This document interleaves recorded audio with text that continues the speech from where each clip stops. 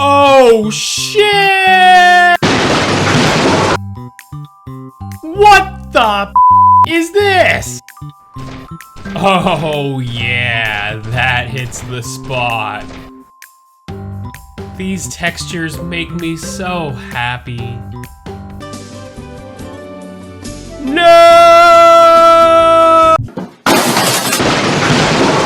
Hey everyone, welcome back to the channel. In this video, I'm going to give a review of the complete package of Grand Theft Auto, the Trilogy, the Definitive Edition TM. Seeing as it makes sense to make a general review of what's included in the package after having recently finished all games included in the collection. This compilation of quote-unquote enhanced games of the PS2 trilogy has been out to the public for about 3 months, so now I think it is a great time to see if any of these games have improved over the months since they released. We all remember that these games released in really poor states, and I've gotten that all documented here on my channel as I have reviewed all games in this collection. I'll link all of them in the description below, and I recommend checking them out if you're curious about how each of the games have performed.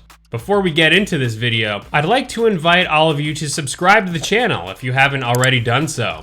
I do video game reviews just like this, as well as general discussions on video games, and if that's something that you find of value, I'd love to have your support by smashing that like button and subscribe button while you're at it. Also, let me know in the comments below if you picked up this trilogy or if you're thinking of picking it up down the road. Now, time to buckle up, put on your bulletproof vest, and equip your vehicle with all the latest safety features that you need to survive as we head out to see if these games deserve your time and money. FML! Fuck you too!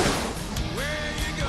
Grand Theft Auto is easily one of the most important and influential video game franchises ever made, as it is among the best-selling franchises in the medium to date. Millions of fans eagerly wait to play each new installment in this long-running franchise upon each new release, and many fans still play the classics that released over a decade or two ago.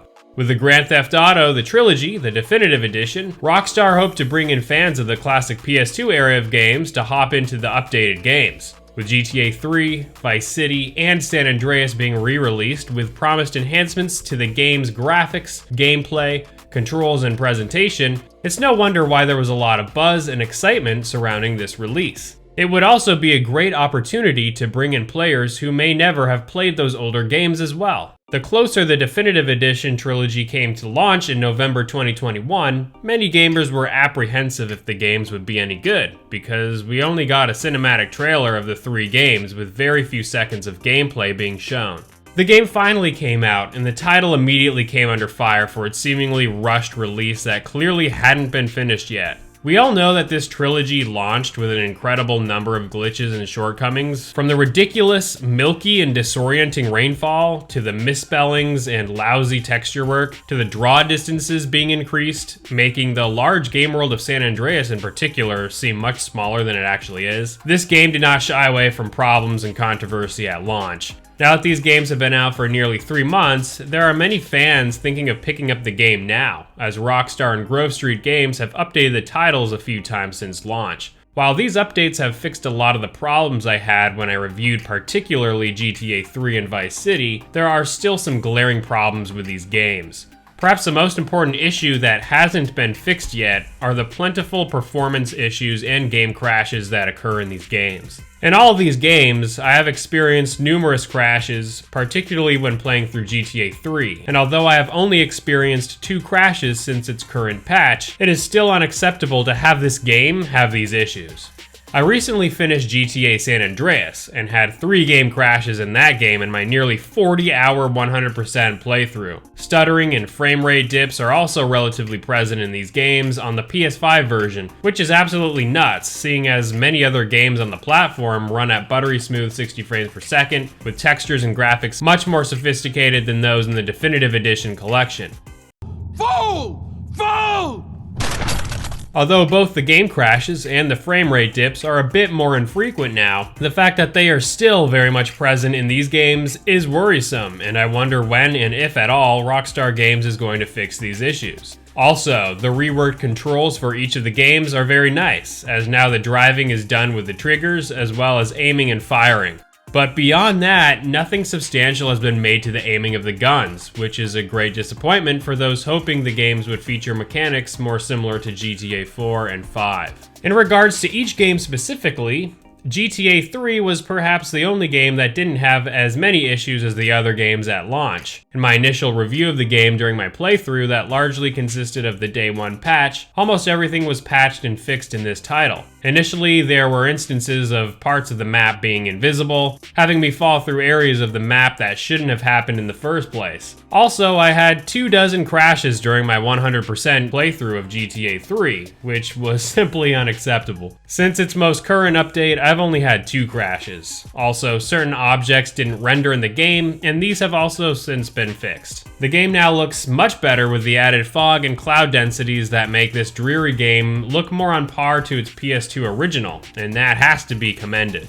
Over in GTA Vice City, the game had all the same issues at launch as GTA 3 did, with the addition of broken waypoint markers for navigation. Since its updates, most of these issues have been ironed out and is in a much more playable state now. If only we had this at launch, right? The sad thing about this game, as well as San Andreas, to no fault of Rockstar Games, is that there are numerous music tracks in the game that are missing from their original releases. Because Vice City in particular is known for its incredible soundtrack that really cemented the game's setting in this glorious fictional recreation of Miami during the 1980s, the absence of these tracks is greatly missed by me and for those who played the original, but isn't much of a negative for those who've never played it before. Also, because Vice City was the first game in the series to have fully operating seaplanes and helicopters, it made the horrible rain effects really stand out. As descending toward the ground during a rain shower, the raindrops appeared to have achieved a zero-gravity effect. I can, however, confirm that this issue has been remedied for the most part, as shown in this clip in San Andreas. But if you were to move the camera down suddenly during a rain shower, you can see some of the old effects still present. Overall, great improvements have been made to the rain and weather effects in all 3 of the games. Now taking a look at the big boy himself in San Andreas. Well, this game arguably had the most issues at launch. Character proportions were all out of whack, as you can see here with Ryder's arm looking deformed and obviously not, well, normal. In addition to the gentleman, CJ's first girlfriend in the game, Denise, looks nothing like she did in the original and sports a very unusual expression when dating her. Other than the characters, San Andreas has a myriad of issues still present in the game that have not been patched, like spelling mistakes, areas where the road is not connected to its surrounding terrain, areas where the road is completely split in half. The areas where the textures take extra long to load in, which is particularly common when traveling at high speeds from above.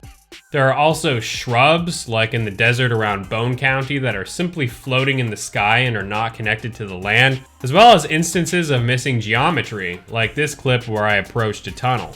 Although all these issues presented in all these games are not game-breaking issues by any means, they are still frustrating yet comical at the same time. Frustrating because they are so frequent and makes me wonder if this game was even play-tested, and comical due to how outrageous some of these glitches are. My worry is that it has been nearly a month since Rockstar has updated these games, and I wonder if they are simply done with the updates that this game still really needs. Yes, many of the persistent glitches, like the graphical errors and game crashes, still exist, and these really need to be fixed, especially with regards to the game crashes and frame rate issues. Because this collection still has a crazy amount of bugs in it, I cannot recommend picking this game up, even after all the numerous patches, simply because there are still so many issues present with the games, although most of the issues are for GTA San Andreas. By all means, go out and pick up this collection if you are okay with playing these games with their graphical errors and random game crashes, but be aware that these issues have existed since launch and have only marginally been fixed with each new update.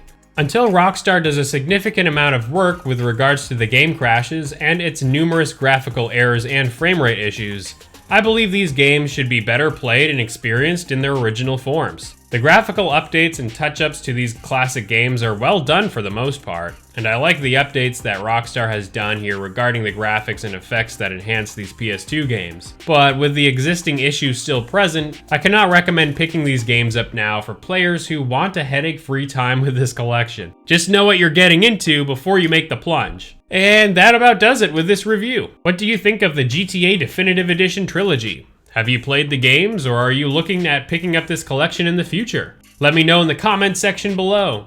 Also, please consider subscribing to the channel if you haven't already done so. I look forward to seeing you in the next few days. Until then, FML!